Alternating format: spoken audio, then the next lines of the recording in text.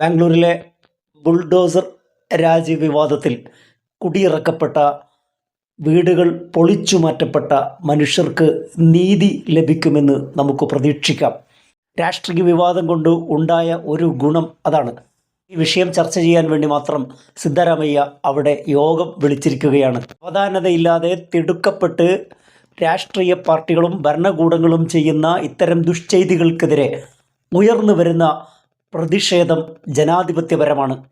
ഇതിൽ രാഷ്ട്രീയ പാർട്ടികൾക്ക് പല താല്പര്യങ്ങളും ഉണ്ടാകാം. കർണാടകത്തിലെ കോൺഗ്രസിനെയും അവിടെയുള്ള ഗവൺമെൻറ്റിനെയും പ്രൊട്ടക്റ്റ് ചെയ്തുകൊണ്ട്, കവർ ചെയ്തുകൊണ്ട് ക്യാമ്പയിൻ നടത്തുന്ന മുസ്ലിം ലീഗിന് രാഷ്ട്രീയ താല്പര്യങ്ങളുണ്ടാകാം. ഈ വിഷയത്തിൽ ശക്തമായ പ്രതിഷേധവും പ്രതികരണവുമായി വന്ന ഇടതുപക്ഷത്തിനും രാഷ്ട്രീയ താല്പര്യങ്ങളുണ്ടാകാം.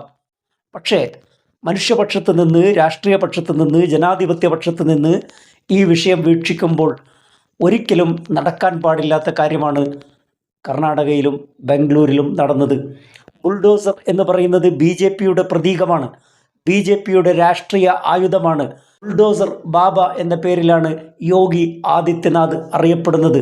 ബുൾഡോസർ തൻ്റെ പ്രസംഗപീഠത്തിൻ്റെ അപ്പുറത്ത് നിർത്തി രാഷ്ട്രീയ പ്രചരണവും ക്യാമ്പയിനും നടത്തുന്ന വെറുപ്പിൻ്റെ രാഷ്ട്രീയം ഇന്ത്യയിൽ നിലനിൽക്കുന്നു. അത്തരം ആളുകൾക്ക് വോട്ട് ചെയ്യുന്നവരും കൈയടിക്കുന്നവരും അങ്ങനെ വെറുപ്പിൻ്റെ ഒരു അന്തരീക്ഷം രാജ്യത്ത് നിലനിൽക്കുമ്പോഴാണ് ദക്ഷിണേന്ത്യയിലെ ഒരു സംസ്ഥാനത്ത്, കർണാടകത്തിൽ ബാംഗ്ലൂരിൽ പുലർച്ചെ വന്ന് ബുൾഡോസർ ഉപയോഗിച്ച് വീടുകൾ തകർക്കുകയും ആയിരക്കണക്കിന് ആളുകൾ ഭവനരഹിതരായി മാറുകയും ചെയ്യുന്നത്. ഇത് ഒരു ഭരണകൂടവും ഒരു മനുഷ്യരോടും പൗരന്മാരോട് ചെയ്യാൻ പാടില്ലാത്ത കാര്യമാണ്. ഇങ്ങനെയല്ല രാജ്യത്തെ പൗരന്മാരെ ട്രീറ്റ് ചെയ്യേണ്ടത്. ഈ രാജ്യത്ത് മന്ത്രിമാരെപ്പോലെ, ഭരണകർത്താക്കളെപ്പോലെ, മുഖ്യമന്ത്രിയെപ്പോലെ, പ്രസിഡന്റിനെപ്പോലെ, പ്രധാനമന്ത്രിയെപ്പോലെ പവിത്രവും പരിപാവനവുമായ അവകാശമുള്ളവരാണ് പൗരന്മാർ. പ്രസിഡന്റ് ഇന്ത്യൻ പൗരനാണ്. ആ യോഗ്യത തന്നെയാണ് ആ കുടിലിൽ വസിക്കുന്ന ആൾക്കുമുള്ളത്.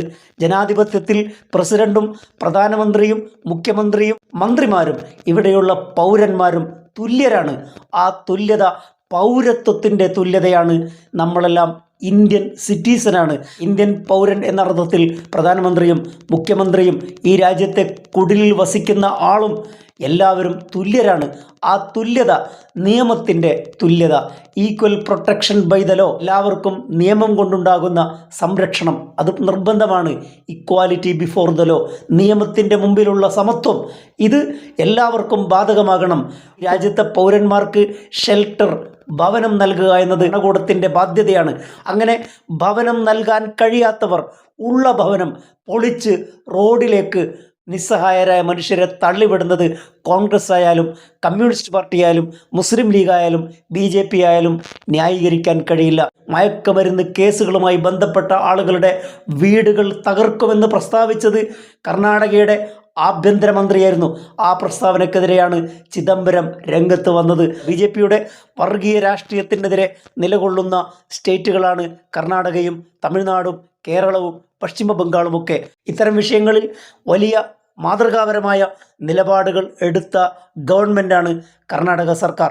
അക്കാര്യത്തിൽ തർക്കമില്ല. മൈസൂരിലെ ദസറ ആഘോഷങ്ങൾ ഉദ്ഘാടനം ചെയ്യാൻ വേണ്ടി ബുക്കർ പ്രൈസ് വിന്നറായ മുഷ്താഖ് ബാനു വരുമ്പോൾ അതിനെതിരെ ഹിന്ദു സംഘടനകൾ രംഗത്ത് വന്നപ്പോൾ സിദ്ധരാമയ്യ ഒരിക്കലും വഴങ്ങാതെ ബാനു മുഷ്താഖിനെ കൊണ്ട് തന്നെ ഉദ്ഘാടനം ചെയ്യിക്കുന്ന നിലയുണ്ടായിട്ടുണ്ട്. കേരളത്തിന് പോലും മാതൃകയാക്കാവുന്ന വിധത്തിൽ വർഗീയ പ്രസംഗങ്ങൾക്കെതിരെ, വിദ്വേഷ പ്രസംഗങ്ങൾക്കെതിരെ ഒരു നിയമം പാസാക്കിയ സ്റ്റേറ്റാണ് കർണാടക. പക്ഷേ അത്തരം നിലപാടുകൾ എടുക്കുമ്പോഴും പാവങ്ങളോടും നിസ്വരായ മനുഷ്യരോടും JCB ഉപയോഗിച്ച്, ബുൾഡോസർ ഉപയോഗിച്ചു കൊണ്ടുള്ള രാഷ്ട്രീയം അപലപിക്കപ്പെടുക തന്നെ ചെയ്യും. ഇത്തരം വർഗീയ വിരുദ്ധ നിലപാടുകൾ എടുക്കുന്നു എന്നതിൻ്റെ പേരിൽ ഒരിക്കലും അവർക്ക് മറ്റ് വിഷയങ്ങൾക്ക് സർട്ടിഫിക്കറ്റ് നൽകാൻ സാധിക്കുകയില്ല. ശക്തമായ പ്രതിഷേധമുണ്ടായതോടുകൂടി ബുൾഡോസർ രാഷ്ട്രീയം കർണാടകത്തിൽ നടപ്പാക്കാൻ കോൺഗ്രസിന് കഴിയില്ല എന്ന് ബോധ്യപ്പെട്ടിരിക്കുകയാണ്. അക്കാര്യത്തിൽ തർക്കമില്ല. മറ്റൊരു വിഷയവുമായി അടുത്ത എപ്പിസോഡിൽ. Thank you for watching.